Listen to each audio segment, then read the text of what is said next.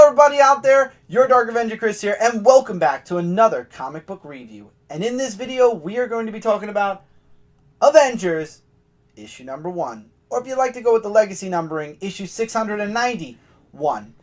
How much do you want to bet that by the time this book hits its 700th issue, that's the main number and only number you're going to be seeing on this book? Place your bets in the comments below and let's see who's right.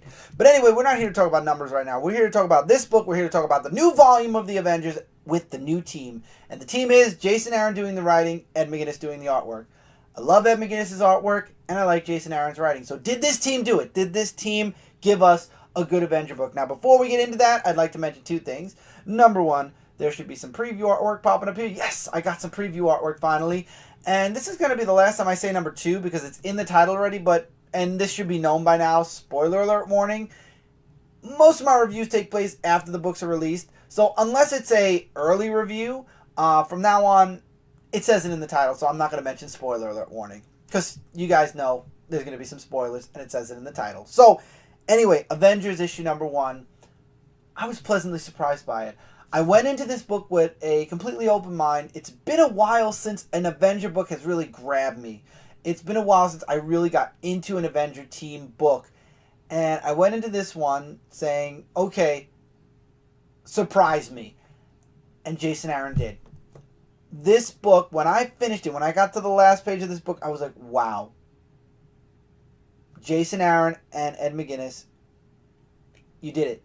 I'm actually interested in what happens next. Ed McGuinness' artwork in this book looked amazing. And Jason Aaron gave me an Avenger book that actually has me interested in what's going to happen next. And there's so much that he put into this book that mirrors what fans have been saying, what Marvel's been doing with their universe. It was amazing. It blew my mind. So the book opens up with the Avengers from BC. Now, we haven't seen them since the Marvel Legacy one-shot. So they're about to go up against the Celestial Gods. And they feel like they have absolutely no chance of winning. Even Odin is like, yeah, we're not going to get out of this. And I like how kind of Phoenix is like, are you seriously saying you're not going to win? This is the end? You're so defeated already? Are you going to even fight? And he's like, I'm Odin. Yeah, I'm going to fight. I'm going to fight till the end. I'll die fighting. And I like how Phoenix kind of brought him back a little bit and said, listen here, listen. We don't have to die and then come back. We're going to win. How about we just fight and win?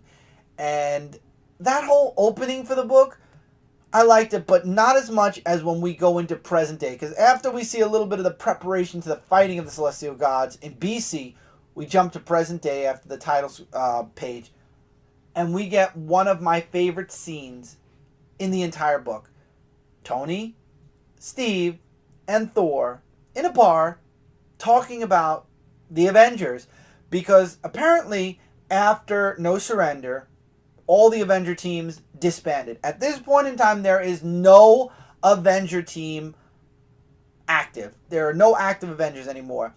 And I like how Steve kind of portrays the fans, where he wants to bring the Avengers back, and Iron Man portrays what Marvel's been doing. I love the symbolism. And Thor's just sitting in and drinking everything in that they're saying right now. Thor is on Steve's side. He's like, there needs to be an Avenger team, and we need to bring the Avengers back together. We need to have an Avenger team. And Tony's like, I could list you 20 people who could probably do the team better than us. And what has Marvel been doing the past couple of years? Making tons of Avenger teams with only a fraction of the main Avengers line. And what have fans been saying? Just give us the classic team and put some new faces on it, if anything. And that's what Steve was saying. Steve's like, you know what? Old can be new. Old is new again nowadays. And I love that back and forth because Tony, I feel like, represented everything that's been going on in Marvel with the Avengers. And Steve is what everybody else has been saying, or what needs to be said. That even though they are, they're not as new as all the newer superheroes out there, they're the core of the team, and they're what makes the team the Avengers. And I like how Iron Man's like, who says that we need to be the core? And Thor, just in the middle of this fight between Tony and Steve, is like, I say it.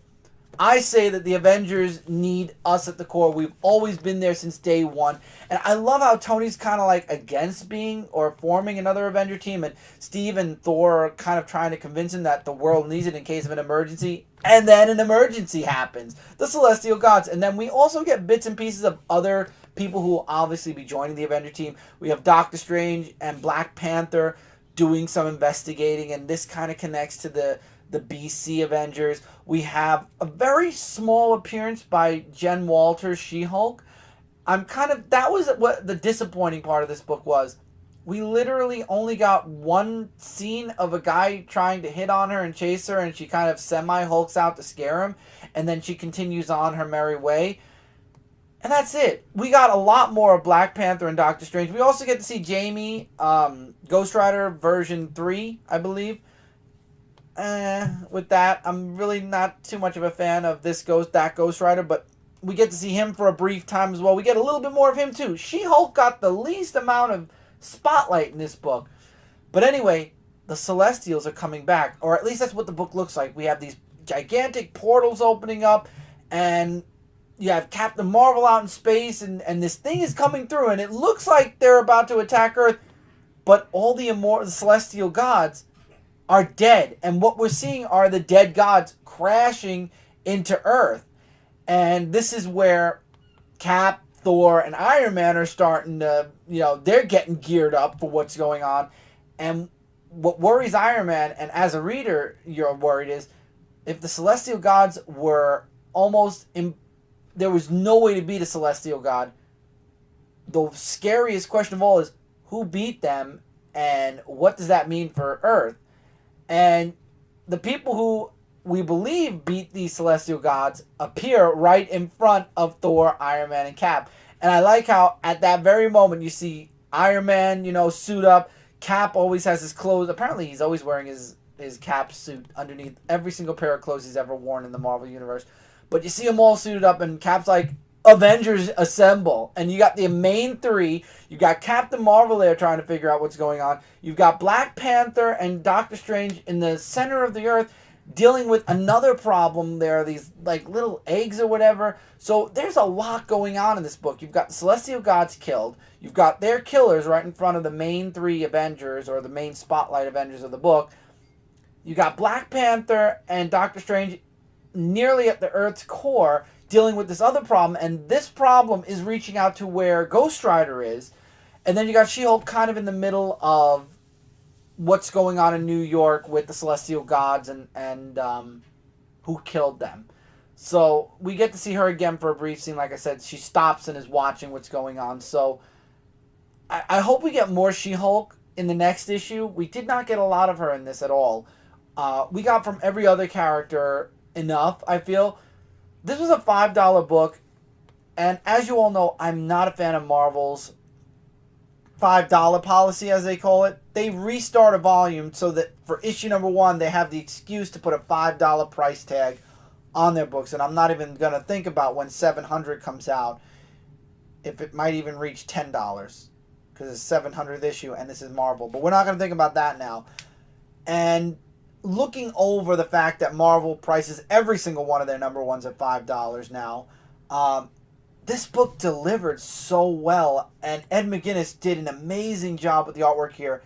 It pleasantly surprised me. I love the dialogue, especially between Tony and Steve at the very beginning, or beginning of the present day, which was kind of the middle of the book, the end of the beginning, almost middle of the book.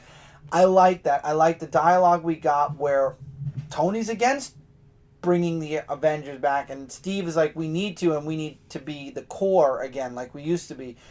And I'm just very interested. When this book ended, I put it down and I said, wow. Number one, I put down a digital comicsology book, but I was taken back. This book pleasantly surprised me. I cannot wait to read issue number 2, which I believe Avengers is double shipping. So we'll be getting issue number 2 in 2 weeks. I would definitely recommend checking it out. But man, this was a near perfect book.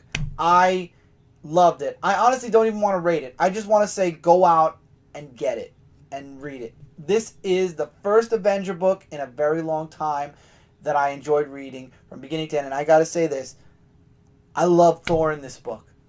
Jason Aaron has a way with Thor. Thor was the spotlight of this book for me. I was taken back by how he was written, his personality, and I love how Tony actually threw out what people were calling, all three of them, not a half a year to a year ago, Unworthy Thor, Coma Iron Man, and Hydra Cap. He literally uses those words in the book, and it cracked me up. And he does talk about being out of the coma, so it's like, I don't know, and Thor really, if you're a fan of Thor, you need to read this book. I loved it. And I like how he dropped a little tidbit in that Mjolnir could still be out there. And I hope that in this volume, with Jason Aaron, somehow, Thor gets his hammer back. Thor was the spotlight of the book for me. Out of the trio, Thor was the best. He wrote Thor amazing, and he had perfect... He literally went with how the book was going, and literally he was funny when he needed to be funny. He was serious when he needed to be serious. I don't know why, but Thor stuck out to me. Jason Aaron does an amazing job with Thor. But anyway, I don't want to get too much into Thor. This was an excellent book. I definitely believe you guys should check it out. I left out the dialogue. I left out some detail. I'd love for you guys to check it out. And if you do, let me know in the comments below what you guys thought of issue number 1 of Avengers. What you think of the art? What you think of the writing? I thought it was a spectacular first issue. I will absolutely be back for issue number 2. Jason Aaron, Ed McGuinness, thank you for giving me an Avenger book that I'm excited to read. And it's a cool start that you start with the Celestial Gods as well. Well, you're not dealing with the Celestial Gods. You're dealing with the Celestial Gods killers, which is even scarier and even more world-threatening. So it's going to be very interesting to see where this goes. I'm excited. Hopefully all of you are excited. Love to hear you guys' comments. Let me know in the comments below what you thought about Avengers issue 1, especially if you went out and bought it after watching this review. Come back and let me know if you agree or disagree with what I had to say about this book. But man, Jason Aaron has amazing writing, and I've always loved Ed McGuinness' art. Before I gush too much, take care, everybody. Keep reading, keep collecting, and I will see you all really soon in the next video. Later, everyone.